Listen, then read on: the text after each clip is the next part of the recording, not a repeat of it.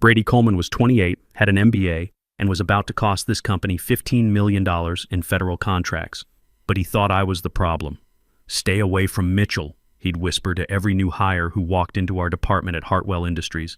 "He's old school and set in his ways. Not loud, not dramatic, just quiet warnings delivered with this concerned look, like he was protecting them from some dinosaur who couldn't adapt to modern business practices."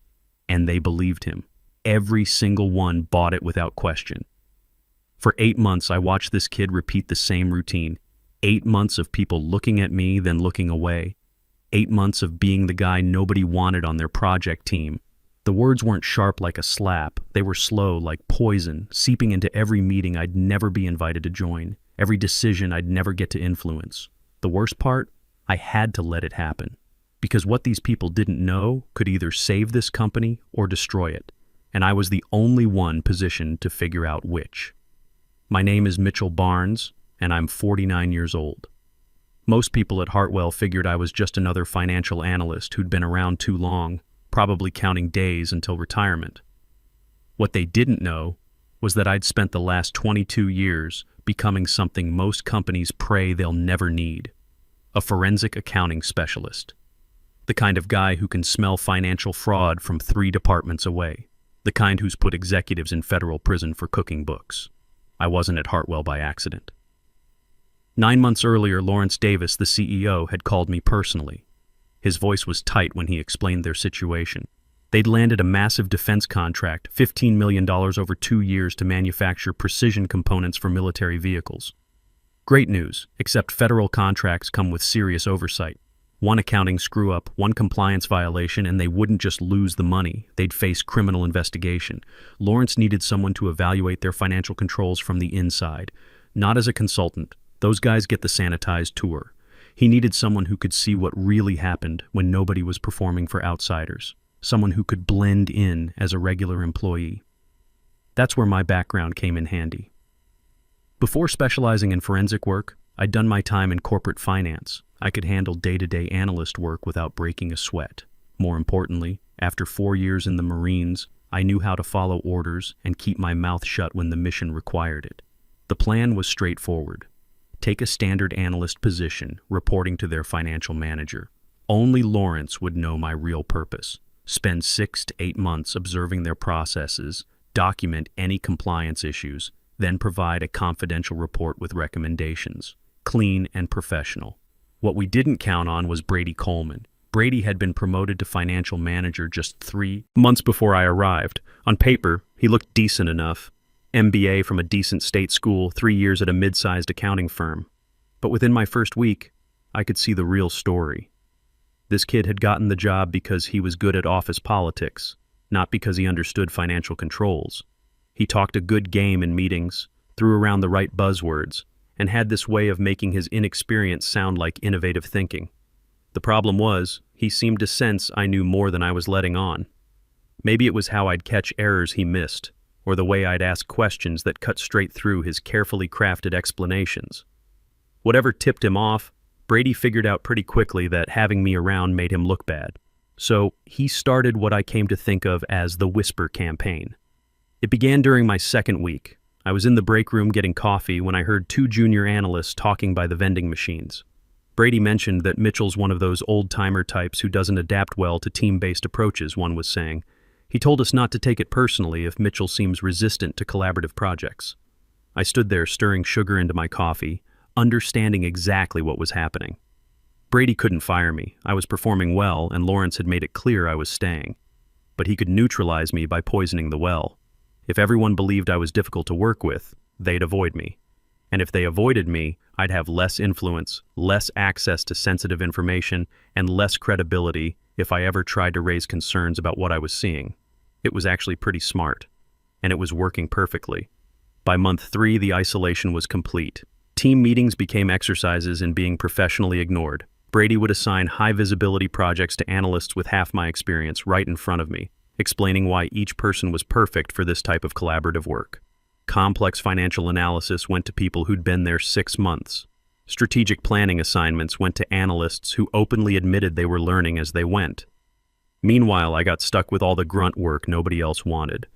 reconciling accounts that hadn't been touched in months, processing expense reports that should have been handled weeks earlier, reviewing procurement documentation that other people had messed up and needed someone to fix. What Brady didn't realize was that he was giving me exactly what I needed. All that unglamorous work, it was showing me every crack in Hartwell's financial foundation. Those expense reports revealed patterns of poor spending controls. The procurement documents showed suppliers getting paid without proper approval processes. And those neglected account reconciliations? They uncovered discrepancies that should have triggered investigations months ago. I kept notes on everything. Not dramatically, not obviously, just documenting what I observed. By month 5, I had a clear picture of how Hartwell's financial controls were failing. Nothing criminal, nothing intentionally fraudulent, but plenty of sloppy practices that could trigger serious regulatory violations if discovered during a federal audit. The real problem was Brady himself.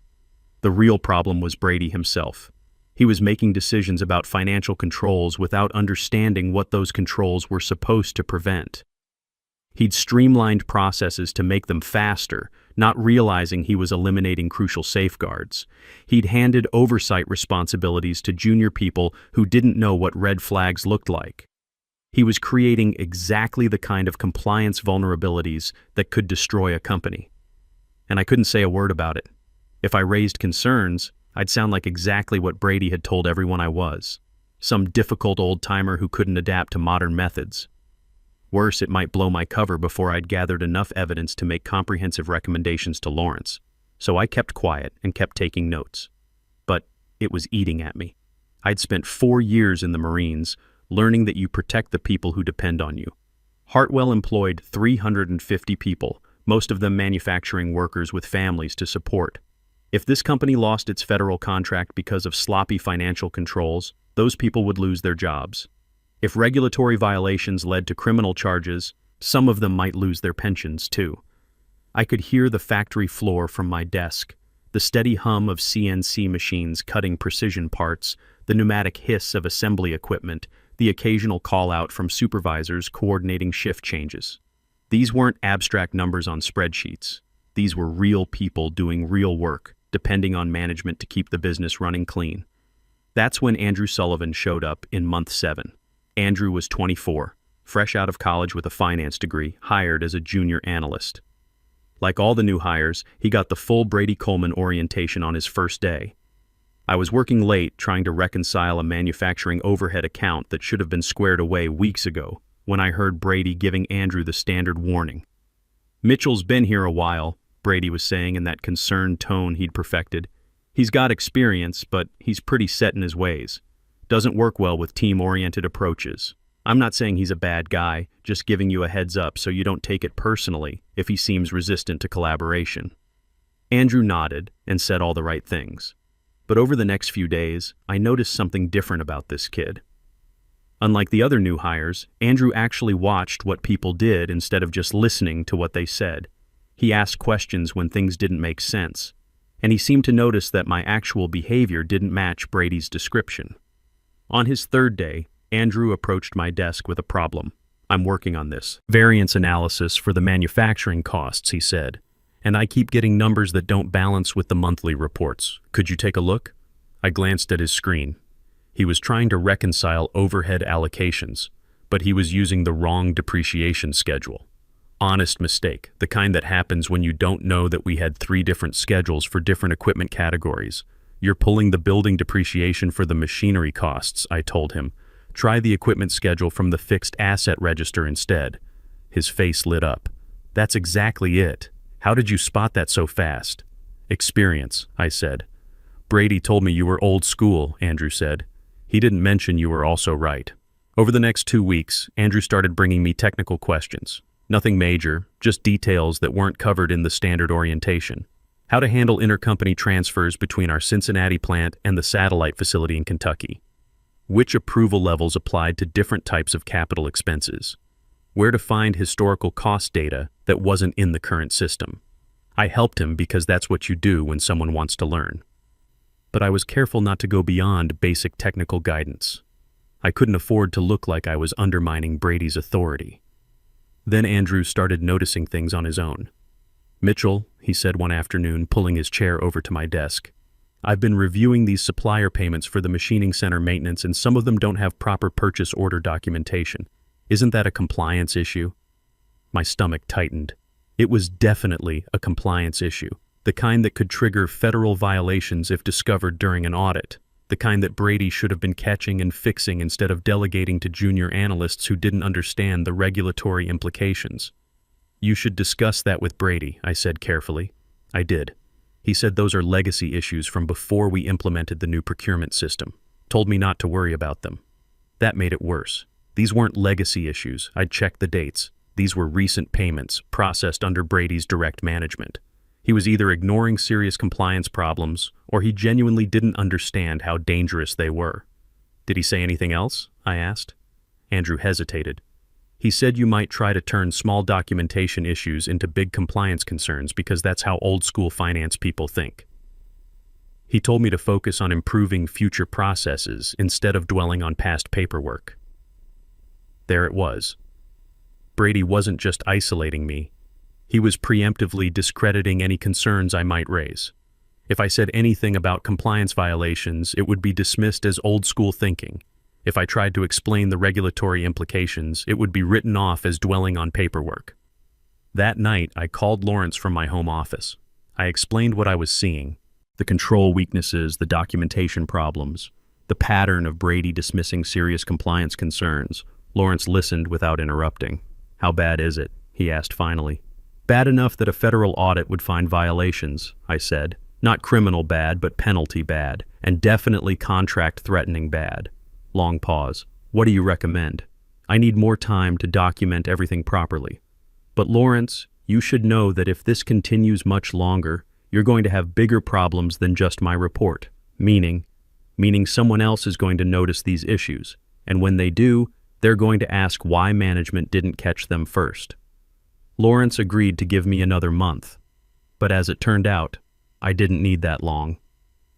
The breakthrough came 2 weeks later, on a Tuesday afternoon when the factory was running overtime to meet a delivery deadline.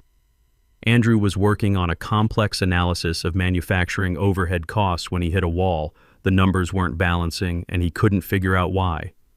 Mitchell, could you help me understand something? He asked, wheeling his chair over with his laptop. I'm trying to reconcile the overhead allocation for our defense work, but there's a $47,000 difference between what's allocated to the federal contract and what's recorded in our general ledger. I looked at his spreadsheet. He'd done everything correctly. The problem was that someone had been recording overhead costs to the wrong accounts. Not huge amounts, but consistent enough to materially misstate the cost being charged to the government contract. This wasn't just a compliance issue anymore. This was potential fraud. If Hartwell was mischarging costs to a federal contract, even accidentally, it could trigger criminal investigation, the kind that destroys companies and sends executives to prison. Andrew, I said quietly, who's been approving these overhead allocations? He clicked through the system approval history. Brady signed off on all of them over the past 6 months. I stared at the screen, my mind racing through the implications. Print out all the documentation for these allocations. Everything. And don't mention this to anyone else until I figure out what's going on. Should I tell Brady? Not yet. Give me 24 hours. That night, I took all the documentation home and spread it across my kitchen table. What I found made my blood run cold. The pattern was crystal clear. Costs that should have been charged to commercial work were systematically being shifted to the defense contract. Nothing massive, nothing obvious to casual review, but consistent enough to significantly inflate the profitability of commercial jobs while overcharging the government. I was looking at either systematic incompetence or deliberate fraud. Either way, it had to stop immediately. But I knew that if I took this to Brady directly, he'd find some way to dismiss it or blame it on someone else. He'd probably say I was making mountains out of molehills or not understanding the new allocation methodology. I needed to go straight to Lawrence. The next morning I called Lawrence and asked for an emergency meeting. We have a problem with the defense contract, I said, a big one. We met in his office at 7 a.m. before most people arrived. I laid out the overhead allocation issues, showed him the documentation, explained the potential criminal implications. Lawrence's face went pale as he understood what he was looking at. How long has this been going on? At least 6 months based on what Andrew found, maybe longer. But Lawrence, there's something else you need to know. Andrew Sullivan discovered this issue. He's sharp, he's thorough, and he's asking the right questions. What are you thinking? I'm thinking Andrew might want to know more about who he's really working with, and I'm thinking maybe it's time for some people around here to learn who they've really been working with all along. Lawrence nodded slowly. Set up a meeting. You, me, Andrew, and Catherine Reynolds from HR, this afternoon. The meeting was scheduled for 4 p.m. in the main conference room. I spent the day organizing my findings, preparing documentation, trying to figure out how to explain 8 months of investigation without sounding like I'd been spying on my colleagues. Andrew arrived looking nervous. He knew something big was happening, but he didn't know what. Catherine looked curious but wary. HR directors develop strong instincts about when meetings might lead to terminations. Andrew, Lawrence said once we were seated around the polished conference table, Mitchell has something he needs to explain to you, about his role here and about what you've been discovering. I took a breath. Andrew, for the past 8 months, I've been conducting a compliance assessment for this company, not as a regular analyst, as a forensic accounting specialist. That overhead allocation issue you found? It's part of a much larger pattern of control weaknesses that could cost this company its federal contracts. Andrew stared at me. You're not just a financial analyst. I'm a forensic accountant. I've written 2 textbooks on financial fraud investigation. I've consulted for the SEC, the FBI, and about 50 companies that discovered they had serious compliance problems. But you've been working here as a regular analyst for 8 months, because that was the only way to see what really happens when nobody's performing for outsiders. If I'd come in as a consultant, everyone would have been on their best behavior. I needed to see the actual processes, the real controls, the day-to-day decisions that create problems.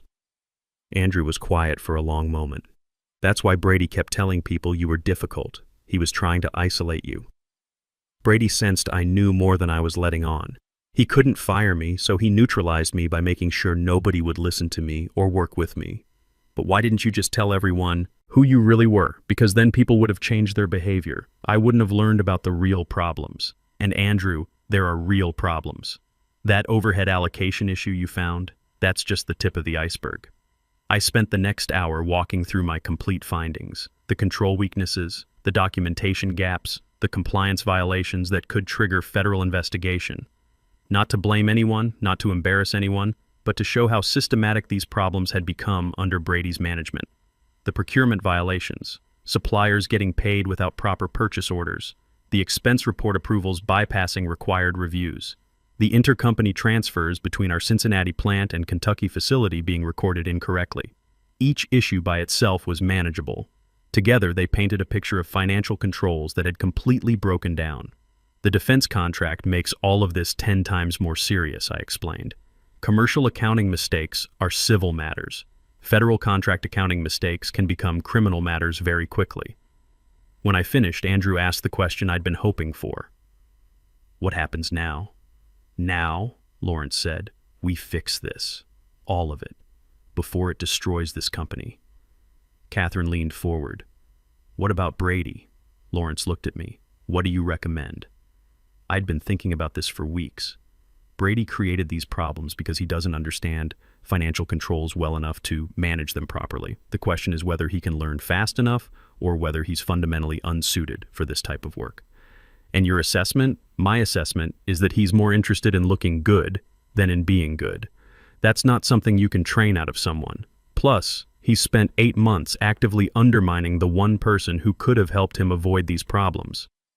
Lawrence nodded grimly. I'll handle Brady.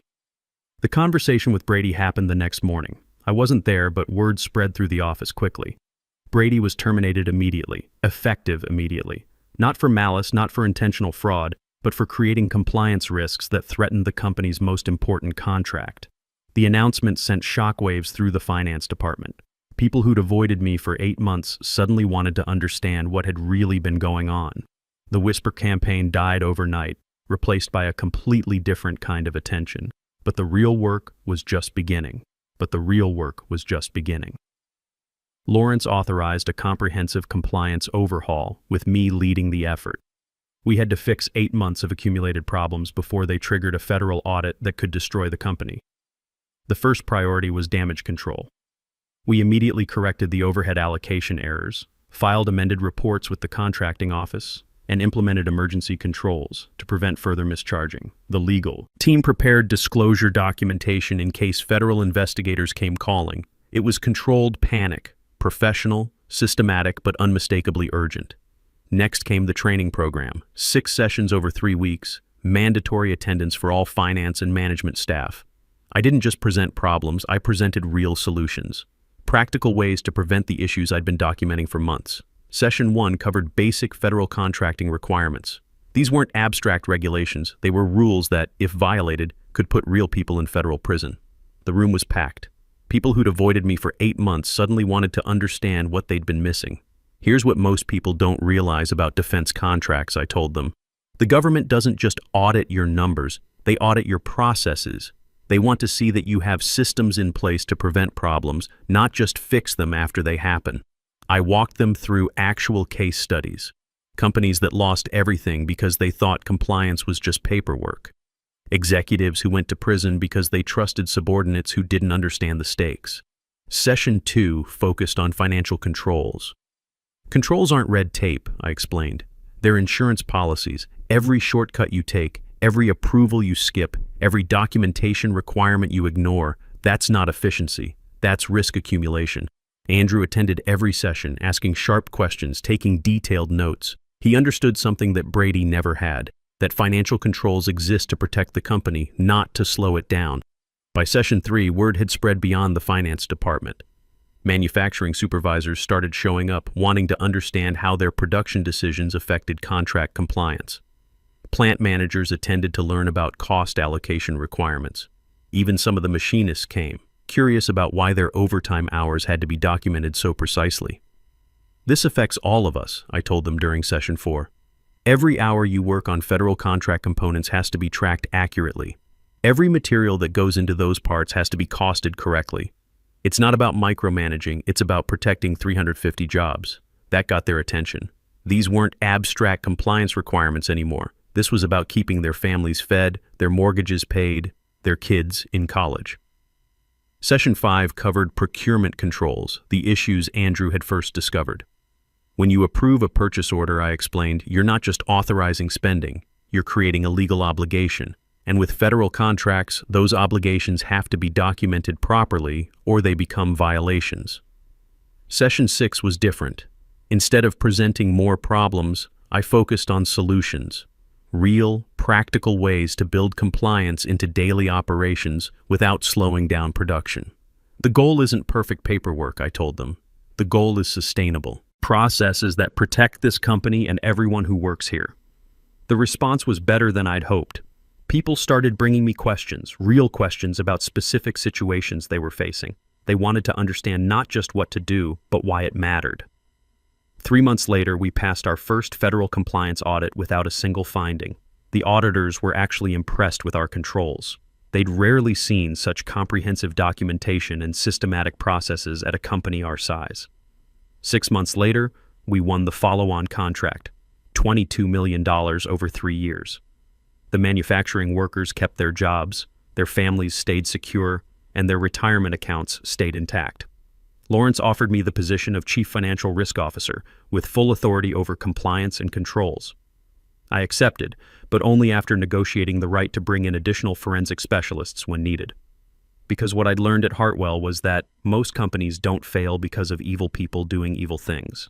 They fail because good people don't know how to recognize problems before those problems become disasters.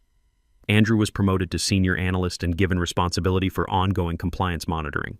He'd demonstrated something rare in corporate America, the ability to ask difficult questions and the courage to pursue answers, even when those answers might be uncomfortable.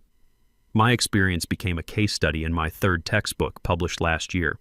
I used real scenarios from Hartwell, but no names, no identifying details.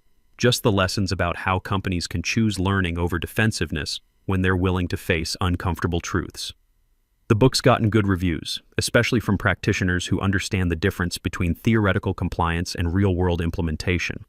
Several universities are using it in their forensic accounting programs.